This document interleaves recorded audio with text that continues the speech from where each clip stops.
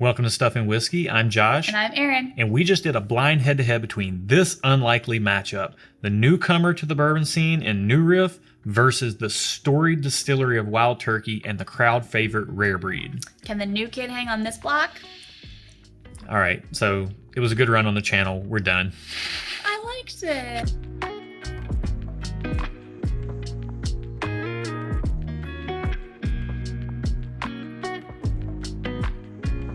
Welcome to the channel, bringing a real-world perspective to the real-world whiskey consumer. We're not professional whiskey tasters, but what we will do is we will randomly select one of these pairs to taste completely blind, double blind, so we don't know what we're tasting, but you do. That way you get our completely honest opinions without any bias from the label. You'll see us work our way towards what we call real-world scores, which is the taste, the price and availability, and whether we buy it again or not. And all that information is informed by what we learned during our blind tasting. If you want to know more about the pours, you probably already saw it in the title, but you can also check the description below. So before we get started, we want to do a Patreon shout out to the Greg Johnson. The Greg Johnson. Fellow Nashville guy, fellow Nashville Bourbon Social Club member. He's the man. Thank you so much for supporting us on Patreon. Yes. And just being generally awesome. Thanks, Greg. All right, let's run our randomizer and see which one of these pairs we're going to be tasting today. All right, let's do it. This is just a portion of our blind sample pool. Number 3. Number 3. Uno, dos, tres. All right, there we go. These guys.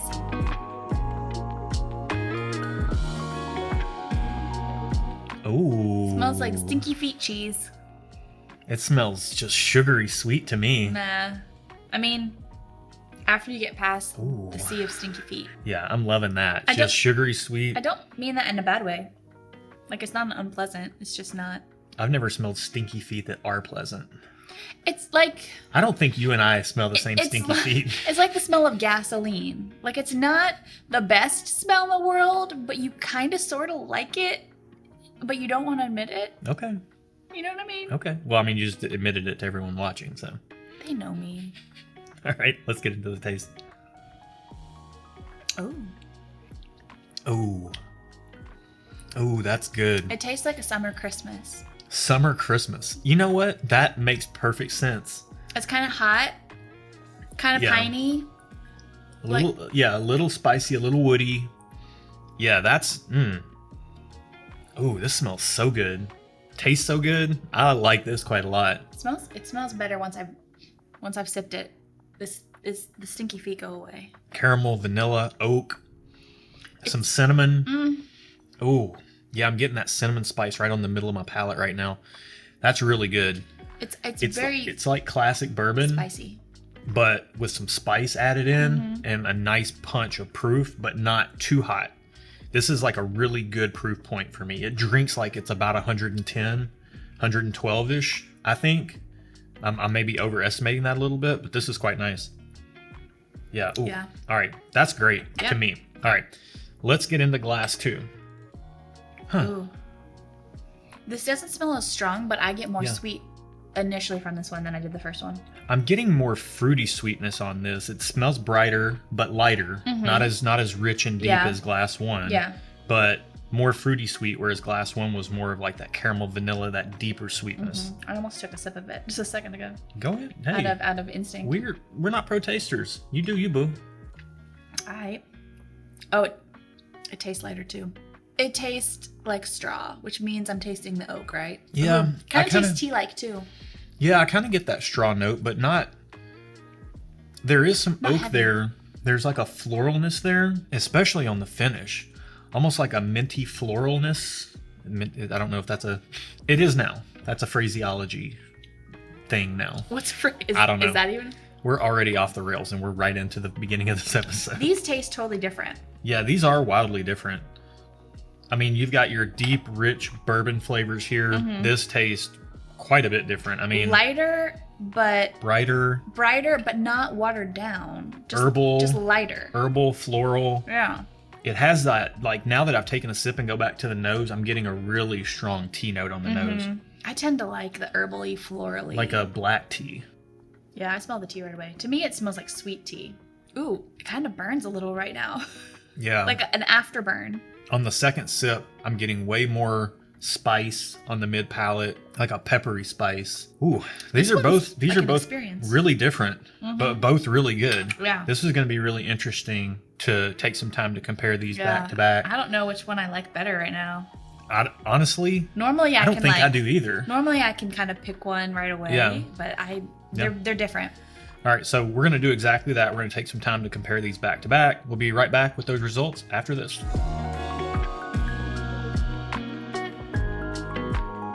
Part of our real world scores are our tasting scores, which are graded on the nose, the flavor profile, and the experience on the palate. It's based off a very intuitive thumbs up, thumbs down system. You guys know what that is.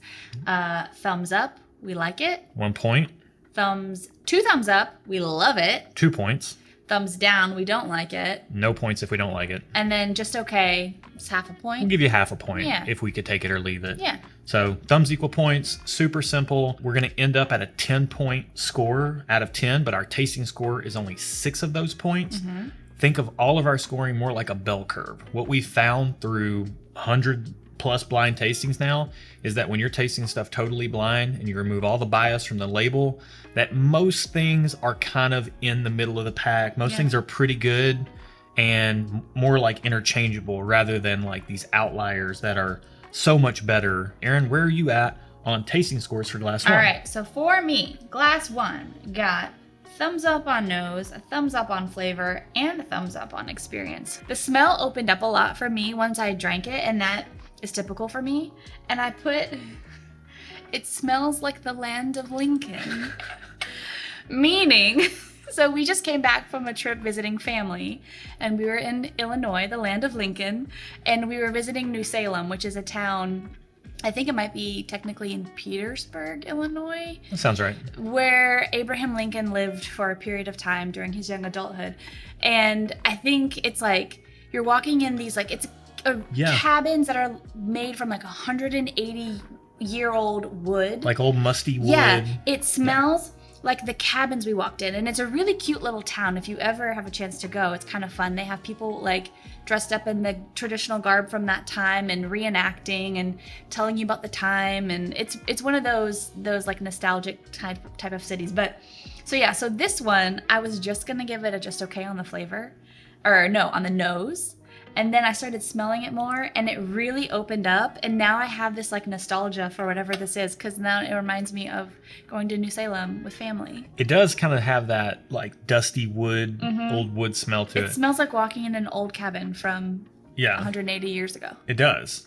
I'm a little insulted with that on the just okay to moving up to thumbs up on the nose. I gave it 2 thumbs up on the nose. Well, I'm very stingy with my 2 thumbs up. That's true. That's true. Very stingy. For my scoring on glass one, I gave it 2 thumbs up on the nose, 2 thumbs up on the flavors, and thumbs up on the experience for 5 points total. Whoa. My notes are on the nose, I got caramel, vanilla, and almost like a confectioner sugar with like a doughy aspect to it, which I think now that you're saying the New Salem thing is putting that kind of musty, dusty wood note in my mind. So that's more what I'm getting now. Okay. But left to my own devices, I got that confectionery sugar and like on top of like a doughy pastry. Yeah.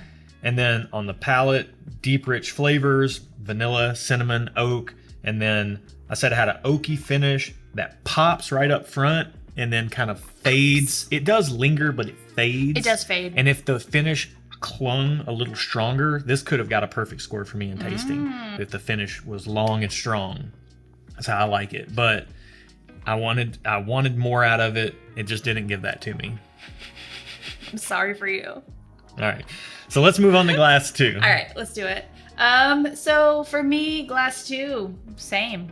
Thumbs up nose, thumbs up flavor, thumbs up experience. I didn't really have any notes on this one. I just typically tend to like things that are a little bit more herbally, and I feel like this is a little more herbally, tea-ish, and that just I kind of like those. So Kind of smells like you're smelling a tea bag. yeah, kind of. Yeah, like an herbal tea bag. So on glass 2, I gave it thumbs up on the nose, thumbs up on the flavor, thumbs up on the experience for 3 points as well.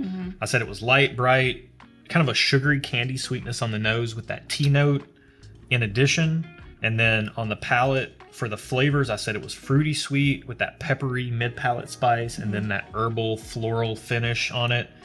I will say this one lasts. The finish is a little bit longer. I have that in my notes. I said it was a lingering sweet oak and peppery finish with like a minty tingle. The nose and the flavors were better on glass 1 to me, but the finish was better on glass 2. Yeah. So depending on what you prefer in a whiskey, if you like the darker, richer flavors, or if you like the brighter flavors with a really strong finish, that's kind of what you're looking at here. So you scored these both 3. I had a clear preference for glass 1 based on my scoring. What was your preference between the two? Well, once I made that connection with the land of Lincoln, I mean, the brain really does play a powerful role. And now there's like, whatever this is, there's a little bit of nostalgia there because I'm just thinking about that experience. So, I mean, as dumb as it is, I feel like glass 1 is probably my favorite. That being said, they're both really good and they're both different. Yeah, they are quite different. They're both very good. I know me well enough to know that I'm going to always gravitate towards this deeper, richer flavor profile. Yeah. But I would never be sad if somebody poured this for me. And I think for you, it would probably be a flip of the coin based on mood. Yeah. So these are both really good. You can't go wrong with either one of these. I really hope these are both available. I hope they're... And not expensive. And not too expensive. I mean, they taste like they could be quite expensive. Oh, really? But I'm hoping they're around $60 and available. Okay, well, let's find out.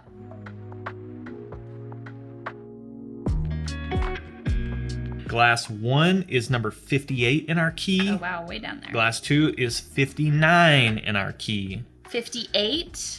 58. 58 is glass 1, 59 is glass 2. Give us 59 first. 59? Yeah. That's the one Glass 2? Yeah, that's the one we said that we preferred less. But for me, I only preferred it less because of nostalgia. Rare breed. Really? That's what it says. That's what it says. Wow. Which I didn't get the normal smells. The finish, normally rare breed smells really deep and rich to me. Okay, what's like 58? Library. What's 58? New Riff barrel proof single barrel. So you gotta be kidding me. It's a single barrel, so we're not going to be able to get it again. You gotta be kidding me. Son of a biscuit. So this, I wanted to walk into New Salem Cabins. You know, typically on this one, this came up in a recent head-to-head against Belmead Reserve. Like this bottle is a shapeshifter. Yeah. It morphs into what your palate wants it to be. Yeah, we did do that recently. Yeah, and you said I want to put this in against Rare Breed, and I was like, that's a terrible matchup. And then you said this was my idea. Blame me. It was. So this is a really great pick. This is actually my longest time friend, best friend in the world. Him and some of his coworkers went to New Riff and picked this barrel. I've let people try this barrel. It's phenomenal. I've gotten mesquite barbecue chips on it. Or log cabins. The last time we tasted it, we got like a really syrupy sweetness. Like this time this bottle is a shapeshifter. Wow. See, you're welcome. Wow. You're welcome for making us do this. This is unreal. I'm surprised it came up so soon after I suggested it. I think it scored a 5 or thereabouts for me last time as well. So, look, New Riff is no joke. It's not. But now that I know that this is rare breed, I smell the rare breed smell. And that's not cool. Yeah. In a vacuum, rare breed does smell deep and rich to us. But in comparison, coming off of glass 1 and even taking some time and going to glass 2 first, it just didn't hit like glass 1 did on the nose. So this is wild because Rare Breed is a much older product. New Riff is a 4-year product. I have to look at the bottle to be sure. Really? It's stunning what they're doing. It doesn't drink like a 4-year bourbon. No, not all New Riff picks are like this. They can be all over the place, but man, if it had a stronger finish on it, it'd be perfect. It would be dang near a perfect pour for me. Yeah. Wow. This was your idea. I didn't think this would be you poo-pooed this. You're like, no, Aaron, that's dumb. I didn't think this would be a very interesting matchup. I thought it'd be open and shut. I like the New Riff for sure. Well, I told him after our last tasting that we did with New Riff, I told him, I was like, New Riff and Rare Breed are my 2 favorite whiskeys now. I was saying that and I wanted to try them against each other. I didn't say it out loud, but like that New Salem cabins, like they kind of have like that dusty, musty wood smell, but they also kind of have like a smoke smell to them, like where they run the fireplace. And I kind of get a little bit of smokiness in here, which I think in previous tastings, that's where I get that kind of mesquite barbecue. Wow, I'm blown away. I am blown away. So price-wise, these are lockstep with each other. About $50. About $50. Both very readily available, at least Rare Breed is, because it's a batch product. Yeah. New Riff single barrels. Let's talk about that. New Riff single barrel proof is very readily available. However, you're going to get variants in the flavor profile. Okay, I have a question. Yes. With single barrel, you get variants within the profile, but are they usually, I know it's different, are they usually super different variants? Yeah, they can be all over the place. So we could really never get this flavor again. Unless we get with my buddy Kermit and get another bottle of it from him. The same exact. Which I'm hoping we can. Oh. If you're watching this, Kermit. Please, Kermit. Please. We need another bottle of this New Riff. I beg you.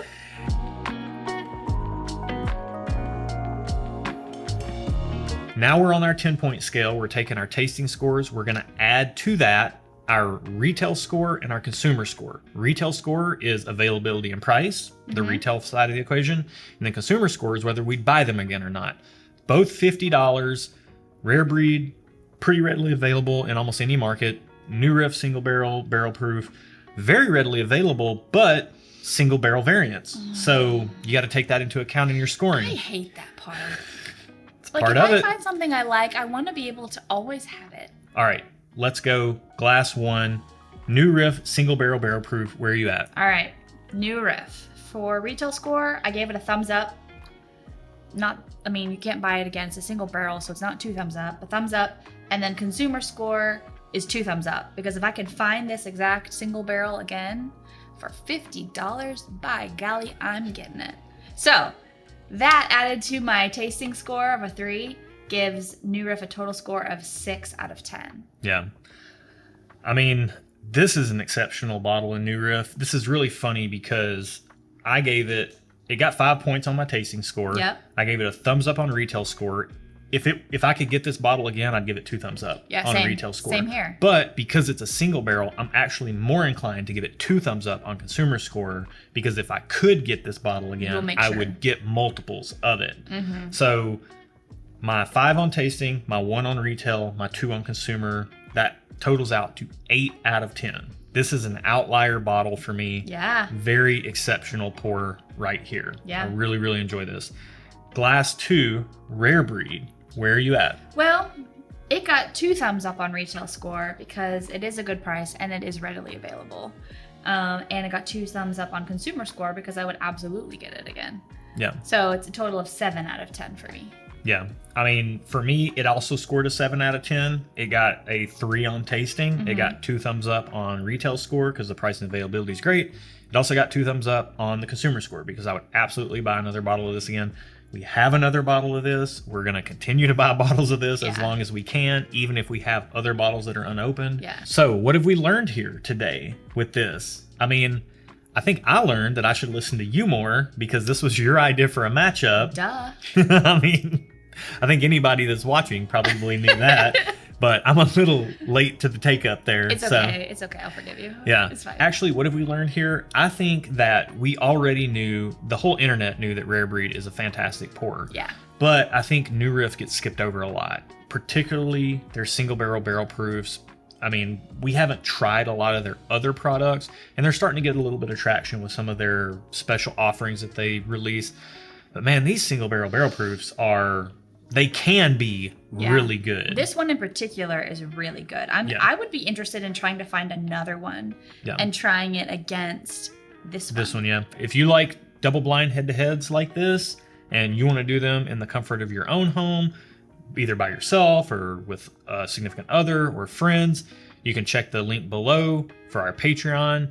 We have a couple of our tiers that have sample kits where you get the sample jars, you get the printed instructions, the scoring sheets that we use, the whole 9 yards to hook you up. And we even talk with you. Like I said, we're not pros, but we talk with you from a consumer standpoint and a whiskey enthusiast standpoint to set you up with a really good tasting kit so that you can do this yourself in your home. There's all kinds of other stuff on there as well. Yeah. Get plugged into our community. Check it out. Thank you for watching today's video. If you enjoyed it, please hit that thumbs up button. Give us one thumbs up since, you know, that's all you can do. Also, we've started doing monthly live streams, so check the description box below for when we're doing our next one. And hit that subscribe notification bell button thingy. All the things. All the things. If You wanna, know the things If you to want do. to keep seeing our videos and be notified when we post more. Till next week, guys. Cheers.